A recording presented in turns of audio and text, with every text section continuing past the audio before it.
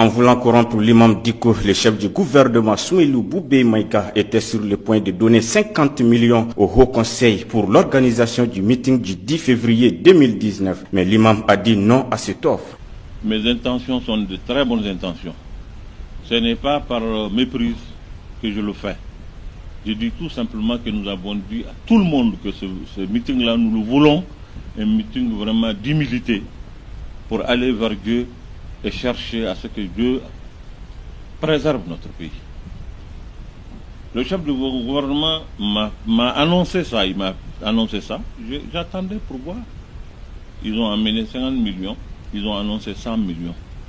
Maintenant, je dis, c'est avec le cœur très sérieux que je le dis, et je le dis humblement. Ce n'est pas un manque de respect pour sa personne ni pour le gouvernement. C'est tout simplement une question de principe. Nous avons voulu ce meeting-là être un meeting où tout le monde va. Aujourd'hui, nous avons annoncé ça. Et que demain, la presse ou quelqu'un d'autre dise qu'on a donné 100 millions au Conseil, ça va nous mettre ça va vider notre meeting de sa substance. Et nous allons rentrer dans des polémiques dont on n'a pas besoin.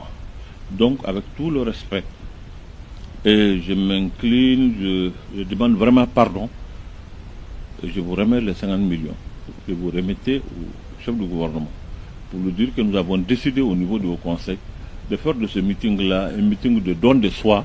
Donc, vraiment, nous ne voulons pas avoir... Le Haut Conseil a besoin de l'argent. Nous allons demander de l'argent dans d'autres circonstances. Mais vraiment, pour cette fois-ci, nous voulons que le meeting-là soit un meeting, comme je le dis, de don de soi. Et non pas un meeting où les gens vont nous donner de l'argent, on va prendre... Voilà.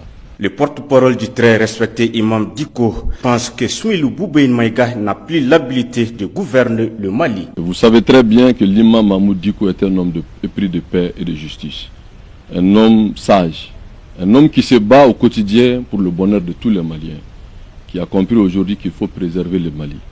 Préserver le Mali, ce n'est pas un 100 millions ou 50 millions. Préserver le Mali, c'est se ramener humblement à Dieu. Demander à Allah Subhanahu wa ta'ala de Tout-Puissant de préserver notre pays. C'est cette démarche qu'il a voulu, religieux, citoyen, et puis de nos valeurs sociétales, pour permettre à tout le peuple du Mali de se retrouver en communion pour demander à Dieu de préserver notre pays. Et hélas, comme vous le savez, ce n'est pas un secret, diviser pour régner, chercher à détruire le pays. Vous venez d'avoir une preuve de tentative de corruption de l'imam Dicko qui a refusé, avec preuve à l'appui. Aujourd'hui, vous avez tous compris que le peuple a compris aujourd'hui qu'il faut le changement. Parce qu'on ne peut pas jouer avec les Maliens, avec leur foi, avec leur dignité, avec leur honneur, pour un pauvre somme de 100 millions. Et même ces 100 millions, il a mené 50 millions, vous l'avez vu. Et l'imam l'a dit avec tout le respect qu'il doit, mais il refuse cet argent. Il y a des réfugiés maliens à l'interne.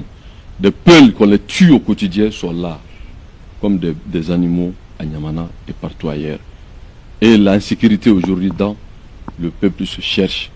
Et il a voulu encore une fois de plus chercher à détruire l'imam Dicko. L'imam Dicko n'est pas un homme à acheter ou à vendre. Et vous, la presse, vous avez l'information. Donc, informez le peuple du Mali. Informez l'opinion nationale et internationale que Boubèye n'est pas digne de rester à la tête du gouvernement. Merci. Le Haut Conseil islamique, à travers l'imam Dicko, demande à tous les Maliens de sortir massivement le 10 février pour le meeting au stade du 26 mars.